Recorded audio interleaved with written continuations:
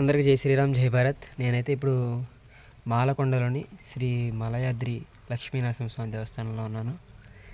ఇది ప్రకాశం జిల్లాలోని మాలకొండ అనే గ్రామంలో ఉంటుంది. ఈ టెంపుల్ కొండపైన. ఏంటంటే వారానికి ఒకసారి చేస్తారు ఈ టెంపుల్. శనివారం మాత్రమే ఓపెన్ ఉంటుంది. మిగతా అన్ని రోజులు 6 రోజులు కూడా క్లోజ్ అయి ఉంటుంది అన్నమాట టెంపుల్. శనివారం మాత్రమే భక్తులకి దర్శనం ఇస్తారు స్వామివారు. మిగతా 6 రోజులు ఏంటంటే దేవతలు వచ్చి స్వామివారిని పూజిస్తారని చెప్పని ఒక ప్రతీతి ఎప్పటి నుంచో ఉన్నది, ఒక గాథ. దేవతల కోసం 6 రోజులు ఆయన కేటాయించి ఒకరోజు మాత్రమే శనివారం మాత్రమే భక్తుల కోసం కేటాయించారంట. అందుకని చెప్పని శనివారం ఒక్కరోజు మాత్రమే స్వామివారి దర్శనం ఇస్తారు. టెంపుల్ కూడా ఓపెన్ చేస్తారనమాట. కాకపోతే నేను నిన్న బుధవారం అహోబిలం నుంచి మొత్తం కవర్ అయిన తర్వాత బయలుదేరి మల్లెగూడెంలోని అడవిలో ఫారెస్ట్లో 20 కిలోమీటర్స్ దాటిన తర్వాత ఉమామహేశ్వర స్వామి కేవ్ టెంపుల్ అని అది ఉంది. చూసుకుని అక్కడి నుంచి మళ్ళీ 4:30 కల్లా రిటర్న్ అయ్యి అక్కడి నుంచి హైవే పట్టుకొని బయలుదేరి వద్దామని చూశాను. కాకపోతే ఏంటంటే పామర్ దగ్గర ఆగాల్సి వచ్చింది. పామర్ నుంచి ఒక 35 ఉంటుంది. ఇది ఇక్కడికి వచ్చి చూస్తే టెంపుల్ అయితే క్లోజ్లో ఉంది. శనివారం మాత్రమే ఓపెన్ అన్నారు. ఇంకా అందుకని చెప్పి ఇంక ఇక్కడ ఎలా ఉండిపోదాం, శనివారం దర్శనం అయిన తర్వాత వెళ్దాం అని చెప్పని చూస్తున్నాను. ఇవాళ రేపు ఇక్కడే, ఎల్లుండి దర్శనం అయిన తర్వాత వేరే భైరవ కోన అని ఇంకో టెంపుల్ ఉంటుంది ఫారెస్ట్లో. అక్కడికి వెళ్ళి ఇంకా ఆ టెంపుల్ చూసుకోవచ్చు. అంతవరకు ఇక్కడ సిగ్నల్ కూడా ఉండదు. ఆ వీడియో అప్లోడ్ చేయడం ఎలాగని చూడాలి ఇప్పుడు. జై శ్రీరామ్, జై భారత్. ఇప్పుడే నాకు ఇక్కడ ఒక పెద్ద ఆయన ఉన్నారు. ఆయన ఒక స్టోరీ చెప్పారు.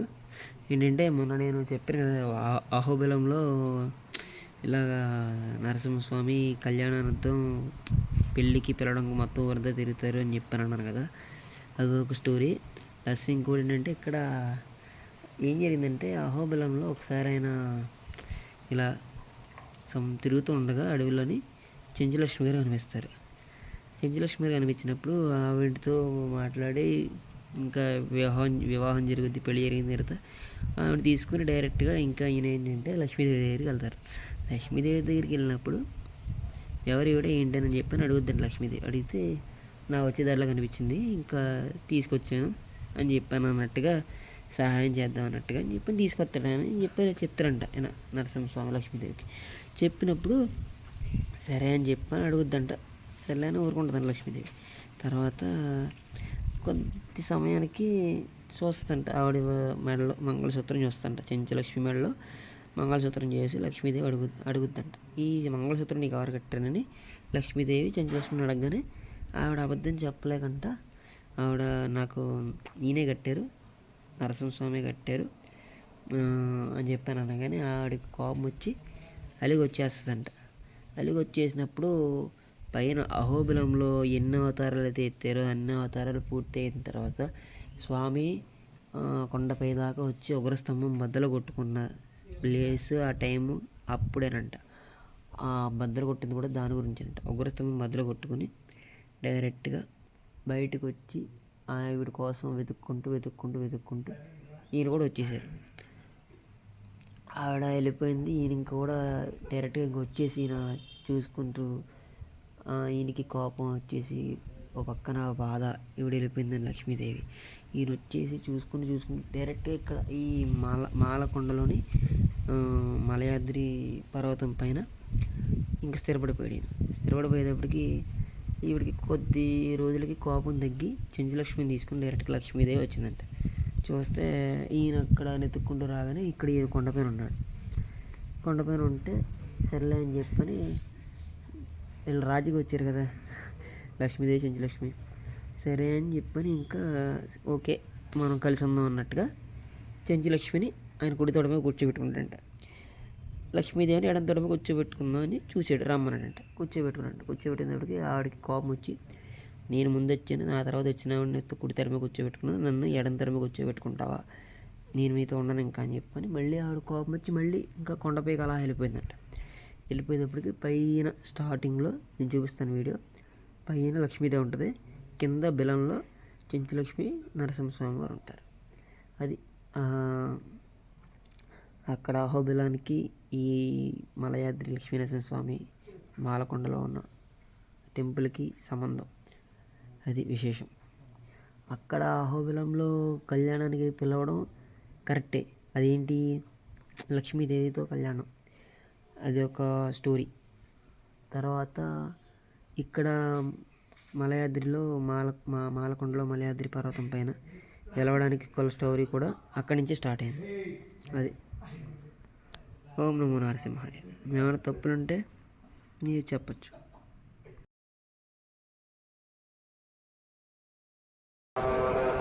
ఇదే శ్రీ మలయాద్రి లక్ష్మీనరసింహస్వామి వారి దేవస్థానం. శనివారం మాత్రమే తీసే దేవస్థానం. అది ఎందుకు అంటే, చెప్పాను మీకు స్టోరీ. 6 రోజులు దేవతలు వచ్చి పూజిస్తారు, ఒకరోజు మాత్రమే భక్తుల కోసం, మానవుల కోసం అని. ఇది temple way.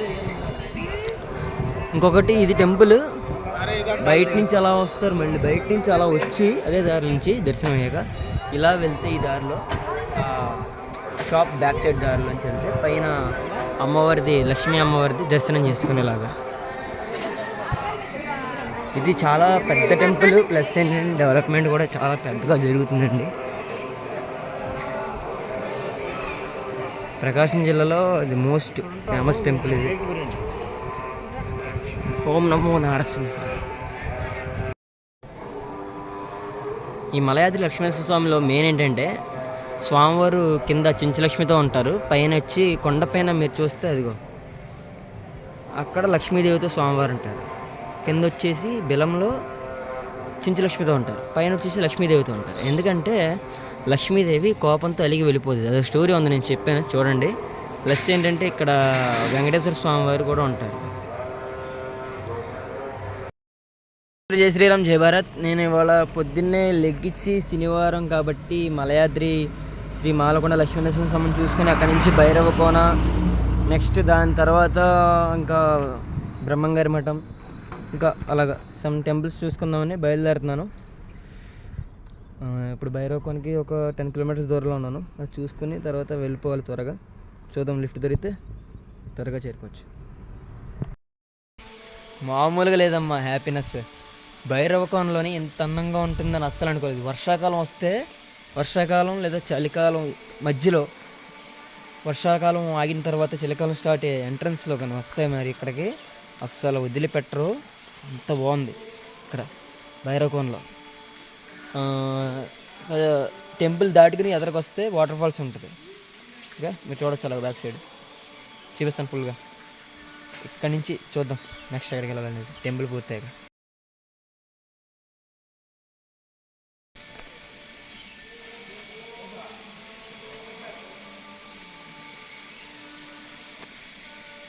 Full and fully greenery. ఎంత బాగుందంటే అడవిలో. ఇక్కడ మాత్రమే చాలా చల్లగా ఉంది. ఈ వాటర్ ఫాల్ దగ్గర మాత్రమే చాలా చల్లగా ఉంది. టెంపుల్ దగ్గరికి వెళ్తే చాలా వెచ్చగా ఉంటుందని చెప్పాను అన్నారు.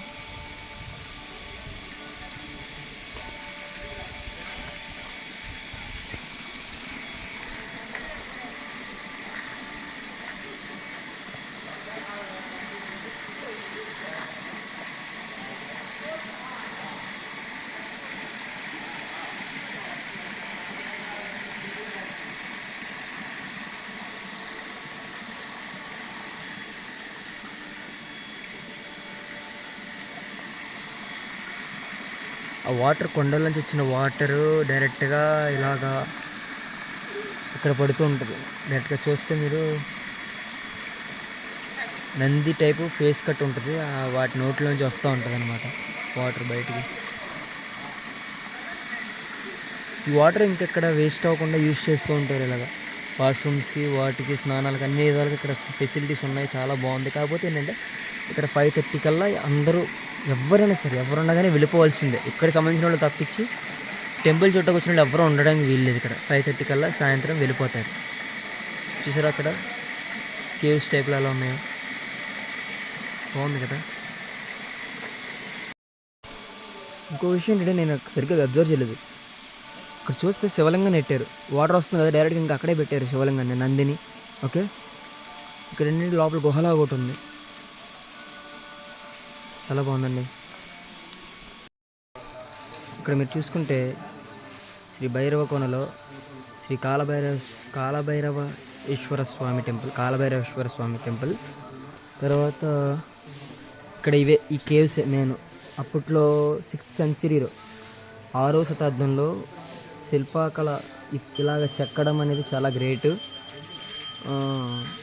అష్టకాల ప్రచండ భైరవలింగం, తర్వాత వచ్చేసి పక్షఘాతలింగం, తర్వాత శ్రీశైల మల్లికార్జున స్వామి లింగం. అప్పట్లో ఇలాగ ఈ కేవ్స్ ఇలాగ శిల్పాలతో నింపడం అనేది చాలా గ్రేట్ అండి. పైన ఇందాక మీకు చూపించిన వాటర్ ఫాల్స్ నుంచి వచ్చిన వాటర్ ఇక్కడ ఇలా టెంపుల్ యూజింగ్కి ప్లస్ చాలా వాటికి వాడుతున్నారు. మీరు అక్కడ చూస్తే నాగేశ్వర లింగం, కింద వచ్చేసి శ్రీ త్రిముఖ దుర్గా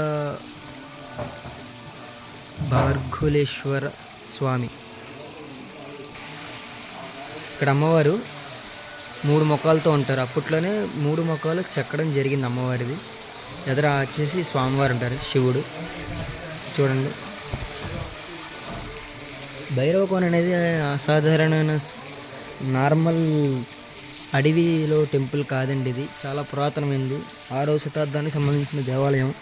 ఇక్కడ మీరు చూసుకుంటే ఇప్పుడే పంతులు గారు చెప్పారు, ఆయనతో మళ్ళీ ఒక వీడియో చేద్దాము. ఇక్కడ మీరు చూస్తే ఒక సైడ్ వచ్చి విష్ణుమూర్తి, ఇంకొక సైడ్ వచ్చి శివుడు, ఇటుపక్క వచ్చేసి నటరాజస్వామి.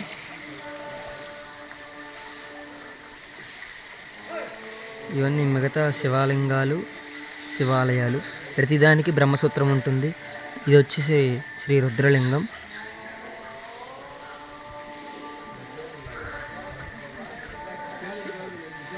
ఇక్కడ నుంచి ఇదే మెయిన్ టెంపుల్ ఈ కేవ్కి మొత్తం. ఇది వచ్చేసి శ్రీ శనినాగలింగం. టోటల్గా ఇదొక చూస్తే చివరి నుంచి పెద్ద కొండ టైప్లో ఉంటుంది. ఒక లింగం టైప్లో కొండాకారంలో ఉన్న లింగం టైప్లో ఉంటుంది. ఇది ఈ స్టెప్స్ వే కూడా ఉంటుంది, అలా పైకి వెళ్ళడానికి చుట్టూ అలా పైనుంచి చూడొచ్చు, వ్యూ ఉంటుంది అన్నమాట. ఇంకోటి ఏంటంటే ఇక్కడ అఖండ జ్యోతి దర్శనం, బెల్వ మార్గం దర్శించండి. శ్రీ శ్రీ అన్నపూర్ణాదేవి, శ్రీ శ్రీ అష్టలక్ష్మీదేవి. ఇది ఏంటంటే ఇక్కడ ఇది ఒక బెల్వం అన్నమాట. ఏంటి, శ్రీ అన్నపూర్ణాదేవి, శ్రీ అఖండ జ్యోతి ప్లస్ బెల్వ మార్గం మనకు దారి. ఎలాగంటే ఇక్కడ నుంచి ఒక మెయిన్ హైవే నుంచి వెళ్తే 45 కిలోమీటర్స్ ఉంటుంది ఆ అమ్మవారి గుడి. ఇక్కడ అడ్డే రోడ్లోంచి మామూలుగా మెయిన్ రోడ్లోంచి వెళ్తే ఒక 25 కిలోమీటర్స్ ఉంటుందంట. కానీ ఇలా బెలంలోంచి వెళ్తే అమ్మవారి టెంపుల్కి ఒక 35 కిలోమీటర్స్ ఉంటుందంట. వెళ్ళేటప్పుడు స్టార్టింగ్ పెద్దగానే ఉంటుంది, కానీ వెళ్ళే కొద్దీ చిన్నగా అయిపోతుంది, మనుషులు వెళ్ళలేరు. అప్పట్లో ఇలా చెక్కడం అనేది గ్రేట్, 6th సెంచరీలో అని చెప్పని అంటున్నారు. గురుగారితో మాట్లాడిన తర్వాత మిగతా విషయాలు కూడా తెలుసుకోవచ్చు. ఇంకోటి ఏంటంటే ఇక్కడ రోలింగ్ ఇవన్నీ రీసెంట్గా చేయించారు, లైటింగ్కి అట్లకి ఇబ్బంది లేకుండా. ప్లస్ ఏంటంటే వానాకాలం అట్లకి ఎటువంటి ఆటంకం రాకుండా వానాకాలంలో భక్తుల దర్శనానికైనా దేనికైనా సరే ఇబ్బంది లేకుండా చేశారు. ఇంకోటి ఏంటంటే ఎవ్రీ పౌర్ణమికి ఈ రోలింగ్ అవుతుంది అన్నమాట. ఇది రోలింగ్ చేసేసి క్లోజ్ చేసి దీన్ని పౌర్ణమికి డైరెక్ట్గా ఈ వాటర్లోని కింద వాటర్ ఉంటుంది, మీరు చూడొచ్చు కింద. ఇక్కడ ఈ వాటర్ నీట్గా ఉండడం. ఇది వచ్చేసి ఒక 8 feet కిందకి ఎక్కువగానే ఉంటుందంట. ఇంకోటి ఏంటంటే ఈ రోల్ చేసి క్లోజ్ చేసిన తర్వాత పౌర్ణమికి డైరెక్ట్గా చంద్రుడి కిరణాలు ఈ నీటిలో పడి డైరెక్ట్గా కాంతి అనేది రిఫ్లెక్ట్ అమ్మవారి మీద పడుతుందన్నమాట. పడేలాగా ఇది ఇబ్బంది లేకుండా చేశారన్నమాట. ఒకప్పుడు అప్పట్లోనే అన్నీ ఆలోచించి కట్టడం అనేది గ్రేట్ తెలుసు. ఇవన్నీ ఏంటంటే ఇది ఆర్కియలాజికల్ వాళ్ళ చేత రిక్వెస్ట్ పెట్టుకుని ఇదంతా ఒక ఇబ్బంది లేకుండా చేయించారనమాట. ఈ రన్వే భక్తులకి ఇబ్బంది లేకుండా. ఒకప్పుడు ఏంటంటే ఒక చిన్న చెక్కపాటి మందం అంత ఉండేదంట ఇది. ఇక్కడ భక్తులు వచ్చి చూసుకుని అలా వెళ్ళిపోయేవారంట. ఆర్కలాజికల్ వాళ్ళతో మాట్లాడి డిపార్ట్మెంట్ వాళ్ళతోటి ఇంకా విస్తీర్ణంగా చేయించారనమాట. ఈ గేట్లు ఏంటి ఇవన్నీ కూడా వీళ్ళు కొంచెం కొంతవరకు దేవాలయ వరకు వీడి ఎండోన్మెంట్, నెక్స్ట్ ఏంటంటే అటవీ శాఖ వరకు ఇది కొంచెం టెంపుల్స్ పరంగా టెంపుల్ వాళ్ళ ఆధీనంలో, కొంతవరకు అటవీ శాఖ వాళ్ళ ఆధీనంలో కూడా ఉంటుంది అనమాట ఈ టెంపుల్. చాలా డెవలప్మెంట్ అనేది, ఇంత డెవలప్మెంట్ అనేది చాలా గ్రేట్ అండి. ఇంకా ఏంటి విశేషాలు అనేది గురుగారిని అడుగుదాం. నేను ఇందాక చెప్పినట్టు ఈ టెంపుల్ గురించి, దీని చరిత్ర గురించి చాలా మటుకు తెలిసిన ఇద్దరున్నారు గురుగారులు. ఇక్కడ వెళ్ళిన అడుగుదాం. సార్ చెప్పండి మీరు. ఓం నమ శివాయ. నా పేరు పంచాగం రామమూర్తి. మళ్ళీ స్టార్ట్ చేయండి. నీకే డౌట్? మళ్ళీ స్టార్ట్ చేయండి. ఓకే, పేరు నుంచా? ఓం నమ శివాయ. నా పేరు పంచాగం రామమూర్తి శర్మ, భైరవకొండ అర్చకురం. ఓం నమ శివాయ. నా పేరు సుధాకర్ శర్మ, నచ్చుకుడిగా పనిచేస్తున్నాను. మనము భారతదేశంలో ఉన్నటువంటి ప్రత్యేకమైనటువంటి క్షేత్రాలలో ఆంధ్రప్రదేశ్ మార్కాపురం జిల్లా చంద్రశేఖరాపురం మండలం అంబవరం కొత్తపల్లి గ్రామ పంచాయతీ పరిధిలో ఉన్నటువంటి ప్రసిద్ధి పుణ్యక్షేత్రం భైరవకొండ క్షేత్రంలో ఉన్నాం. ఈ భైరవకొండ క్షేత్రము 6వ శతాబ్దం చెందినటువంటి తూర్పు చాళుక్యులు. దీంట్లో రాజరాజ నరేంద్రుడు అనే పేర్లు కూడా గుర్తుంటాయి. ఇక్కడ సుమారు 14 మంది శిల్పులు ఈ గుహాలయాలు తొలిచారు. అష్టగుహలు అంటారు. భైరవకొండ అనగానే అష్టగుహాలయాలు, 8 గుహాలయాలు. ఇక్కడ మొదటిది శశినాగలింగము, రెండవది కాశీ విశ్వేశ్వరుడు, మూడవది రామేశ్వరుడు, నాలుగవది భర్గులేశ్వరుడు సహితంగా తిరుముఖ దుర్గాంబగా అమ్మవారు దర్శనమిస్తుంది. తర్వాత నగరేశ్వర స్వామి. ఈ నగరేశ్వర స్వామి కూడా బ్రహ్మసూత్రాలయము, పద్మలింగం అంటారు. అలాగే శ్రీశైల మల్లికార్జున లింగం, అలాగే పక్షఘాతేశ్వరుడు, తర్వాత అష్టకాల ప్రచండ 8 గుహాలయాలు తోటి 100 చిన్న చిన్న శివలింగాలు. మొత్తము కూడా బ్రహ్మసూత్రంతో ఉన్నటువంటి శివలింగాలు కాబట్టి వీటికి కోటి నిధుల కంటే కోణమిన్న అనేటువంటి ప్రత్యేకత ఉంది భైరవకొండ. భైరవాది శృతేర్ముక్తి అని కూడా ఒక ప్రత్యేకత. అంటే భైరవకొండ మనసులో అనుకుంటేనే ముక్తి కలుగుతుంది అనే అంత ప్రాశస్త్యం ఉంది. ఇక్కడ ఈరోజు అంటే దాదాపు మనము 1500 సంవత్సరాలు అయినా కూడా ఈ శిల్పాలు మనకు దర్శించడానికి, అర్చించడానికి అనువుగా ఉన్నాయంటే ఇక్కడ దీనికి త్రిలింగ క్షేత్రాలు అంటే మహాబలిపురము, భైరవకొండ, కర్ణాటకలో ఉన్నటువంటి బాదామి క్షేత్రం, ఈ 3 కూడా త్రిలింగ క్షేత్రాలుగా ఆ తూర్పు చాళుక్యులకు సంబంధించినటువంటి. ఇట్లా ఏంటంటే చరిత్రలో కొన్ని చరిత్రలో కొంత ఈ దేవాలయాలన్నీ కూడా మొత్తం గుహాలయాలు. ఇక్కడ ఉన్నటువంటి ఆ శిల్పాలన్నిటిని కూడా పురావస్తు శాఖ వారి అధ్యయనం ప్రకారం ఇది 6వ శతాబ్దానికి చెందినటువంటి దీరికట్టి శ్రీశైలముని, త్రిభువనాదిత్యను, సోమేశ్వరంబు, తర్వాత వెంగంగుంటాచార్యులు, డక్కరమి, గోవింద పోలేరు, లోకమ, సుమారు 14 మంది శిల్పులు ఉన్నారు ఇక్కడ ఆ రోజు చేసేటప్పుడు. అంటే 600 నుంచి 635 సంవత్సరాలు. ఇక్కడ ప్రతి శిల్పము కూడా శివమయం, ప్రతి శిల్పము శివమయం. అక్కడ ఉన్నటువంటి ఆ నాసిక్ కూడా అంటే సింహాల పైన ఉంటే, ఆ సింహాలు ఏముంటాయి అంటే వాళ్లకు పల్లవుల కాలంలో వాళ్ళ ఐడెంటిఫికేషన్, ధ్వజ పతాకాలకు సంబంధించినటువంటి సింహాలు ఉన్నాయి. అందువల్ల ఇది ఫలానా కాలం నాటిది పరిపాలించేటప్పుడు అని చెప్పి వాళ్ళ ఐడెంటిఫికేషన్ చేస్తారు. దాని కింద నాసిక్ కూడా అంటారు. మీరు అరుణాచలం వెళితే అరుణాచలంలో మీరు గర్భగుడికి ఇలానే ఉంటుంది. మీరు గమనించండి, అరుణాచల దేవస్థానం మనం వెళుతున్నాం దరిదాపు మనం అందరం కూడా ప్రదక్షిణకి వెళ్తున్నప్పుడు అరుణాచల గర్భగుడికి బయట పక్క ఉన్నటువంటి తంతెకు ఇలా ఉంటుంది. మీరు గమనించండి, మనం దరిదాపు చాలా తక్కువ కనిపిస్తాయి. అంటే ఎంత ప్రత్యేకత ఉందో చూడండి ఒకసారి. ఈ అరుణాచలంలో భారవాహకులు కానివ్వండి, నాసిక్ కూడాలు కానీ అలానే ఉంటాం మొత్తం. మేము కూడా ఆశ్చర్యపోయి వహించిన అంటే వాళ్ళ మహానుభావులు ఆ శిల్పులు ఆ విధంగా చేశారు. తర్వాత కింద సింహాలు వాళ్ళందరూ కూడా భారవాహకులు, ఎందుకంటే వాళ్ళ పల్లవుల కాలంలో వాళ్ళకు సింహాలకు ఎక్కువగా ఇదిగా ఇచ్చేవారు. ఇది ప్రత్యేకత. 8 ఆలయాలు. తర్వాత బ్రహ్మ, విష్ణు, మహేశ్వరు త్రిమూర్తులు కలిసి ఉండటం ప్రత్యేకత. లక్ష్మీ, పార్వతీ, సరస్వతి త్రిమాతలు కలిసి త్రిముఖ దుర్గాంబగా అమ్మవారి దర్శనం ఇవ్వటం. తర్వాత క్షేత్రపాలకుడు, ఈ భైరవకొండ అని చెప్పి రావడానికి ఈ శివలింగాలకు సంబంధం ఏమిటంటే క్షేత్రపాలకుడు కాలభైరవ స్వామి. కాలభైరవ స్వామి అయినందువల్ల ఇది భైరవకొండ అని చెప్పి ప్రసిద్ధిగాంచింది. అలాగే కొన్ని 100 అడుగుల ఎత్తులో నుంచి ప్రవహించేటువంటి జలపాతం, దాన్ని సోనవాస అంటారు. ఎందుకంటే బంగారు దారులు. ఎందుకంటే ప్రత్యేకత అంటే అంత పైన ఉన్నటువంటి ఆ అడవిలో నుంచి కొన్ని వేల లక్షల రకాల వన మూలికల యొక్క వేర్లను తాకుతూ ప్రవహించినందువల్ల దాన్ని బంగారు ధారతో సమానంగా చేస్తారు. దాంట్లో స్నానం, అంతటి పవిత్రమైనటువంటి జలముతో స్నానము శారీరకమైనటువంటి రుగ్మత తొలగిస్తే ఇంతటి ఆస్తికత ఉన్నటువంటి ఆ యొక్క దేవాలయ దర్శనము అర్చనము మానసికమైనటువంటి రుగ్మతను కూడా తొలగించి ఉన్నతమైనటువంటి స్థితికి చేరుతుంది. భైరవకోన క్షేత్రం కూతవేట అంటే మనకు ఒంగోలుకు కానివ్వండి, మార్కాపురం కానీ, నెల్లూరుకు కానీ, కడపకు కానివ్వండి దగ్గరగా.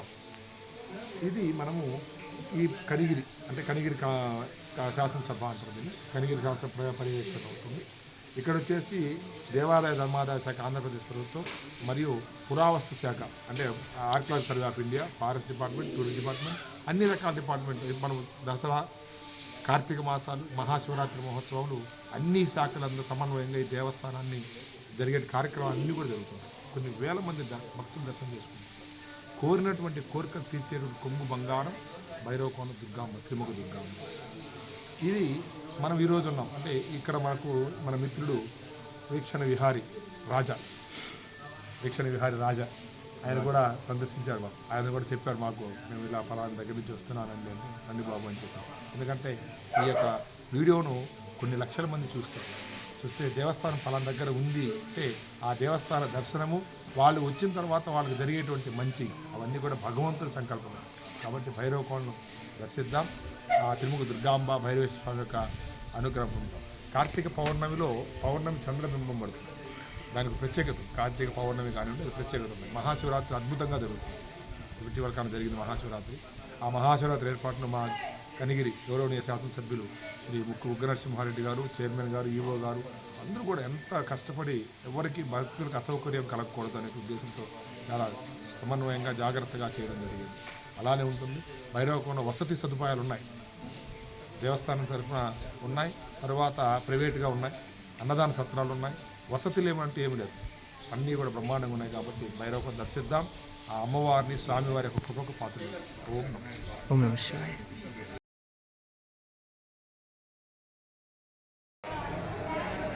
అందరికీ జై శ్రీరామ్, జై భారత్. ఇప్పుడు నేనున్నది శ్రీ పోతులూరి వీరబ్రహ్మేంద్ర స్వామి వారి మఠం. ఇది ఎక్కడ ఏంటి అనేది నేను లొకేషన్తో సహా మెన్షన్ చేస్తాను. ఇక్కడ చూసుకుంటే ఇక్కడ పోతులూరి వీరబ్రహ్మేంద్ర స్వామి వారి సమాధి ప్లస్ వాళ్ళ భార్య సమాధి ప్లస్ వాళ్ళ కొడుకు ప్లస్ కొడుకి భార్య, మొత్తం 4 సమాధులు ఇక్కడే ఉంటాయి. ప్లస్ ఇక్కడ ఆయన పాదాలు కూడా ఉంటాయి అన్నమాట. ఇది ఓవరాల్గా టెంపుల్. ఇక్కడ అందరూ పడుకుంటారు. దర్శనానికి వచ్చిన వాళ్ళు వెంటనే దర్శనం చేసుకుని వెళ్ళిపోయిన వాళ్ళు కూడా ఉన్నారు. ఇక్కడ అన్ని విధాల సౌకర్యాలు ఉన్నాయి. నెక్స్ట్ ఏంటంటే చెప్పడానికి ఏముంటుంది, ఏదో ఉంటుంది సంథింగ్ ఇక్కడ స్పెషల్ అని, అది నాకు తెలియదు. టెంపుల్ అయితే ఇది. బయట వ్యూ చేద్దాం.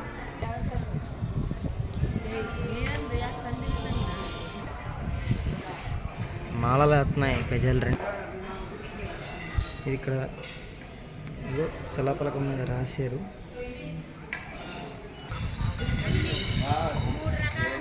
ఇక్కడ ఏదో రాసింది, శ్రీ మధ్విరాట్ పోతులూరి వీరబ్రహ్మేంద్ర స్వామి వారి దక్షిణ రాజగోపురం భక్తితో సమర్పించుచున్న ధర్మదాత. ఓకే,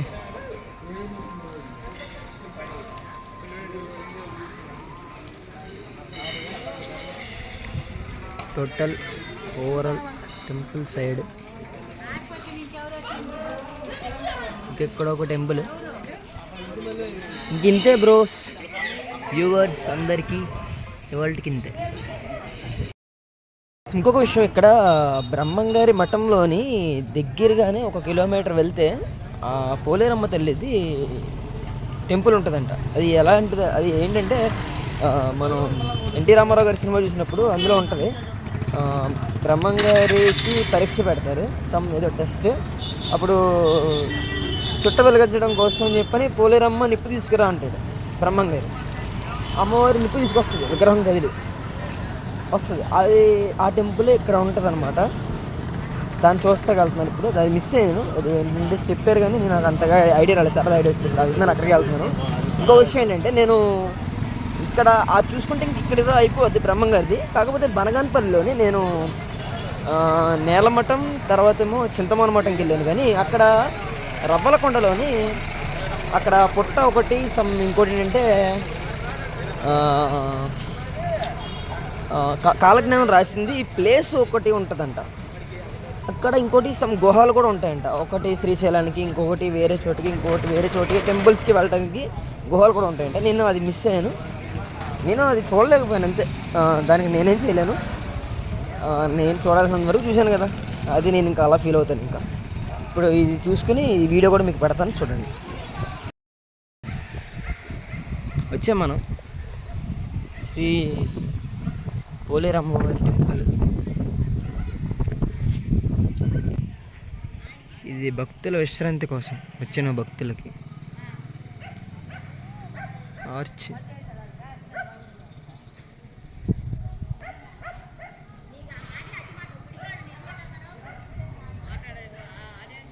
ఇది టెంపుల్, శ్రీ కనుమ పోలేరమ్మ దేవస్థానం, బ్రహ్మంగారి మఠం.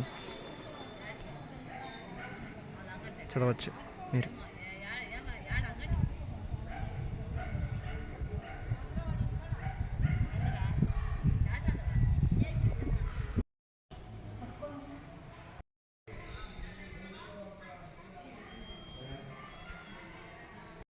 ఇంకొక విషయం, పోలేరమ్మ చుట్ట వెలిగించడం కోసం నిప్పు లేదు, నిప్పు తీసుకురా అంటారు కదా ఆయన. దానికి ముందు ఏం జరుగుద్దంటే, ఆ ఊరికి సంబంధించిన కొంతమంది ఉంటారు, వాళ్ళు ఏంటంటే బలి ఇవ్వడం కోసం చెప్పని ట్రై చేస్తారన్నమాట. నాకు బలి కావాలి అన్నట్టుగా అమ్మవారి మీదకి వచ్చినట్టుగా యాక్ట్ చేస్తూ ఉంటారు. ఆ టైంలో ఏంటంటే బలి నీకమ్మని ఎవరు చెప్పారంటే అమ్మవారు అని చెప్పిద్ది, నేనే అమ్మవారిని అని చెప్పినట్టుగా వాళ్ళు నటిస్తూ ఉంటారు. ఆ సినిమాలో చూపిస్తుంది, అది జరిగింది కరెక్ట్గానే చెప్తారు వాళ్ళు. ఏంటంటే అప్పుడు చెప్తారన్నమాట ఆ టైంలో జరిగేది ఈ చుట్ట నిప్పు ఇవంతా. ఇక్కడ ఏంటంటే అక్కడ సినిమా వేస్లో ఏంటంటే అక్కడ సెట్ వేసి ఇక్కడ అలా చూపిస్తారు. ఇక్కడ ఇప్పుడు నేను చూపించే టెంపుల్ ఏంటంటే యాజ్ యూజువల్గా రియల్ ప్లేస్. ఇక్కడ అమ్మవారిది చిన్నది ఉంటుంది, అది పురాతనమైన అమ్మవారిది పాత విగ్రహం. పైన ఇంకొకటి రీసెంట్గా కట్టిన అది ఉంటుందన్నమాట అమ్మవారిది. అది చూపించడం కుదరదు, మామూలుగా పాతది అమ్మవారిది చూపిస్తాను నేను, చూడండి. జై శ్రీరామ్.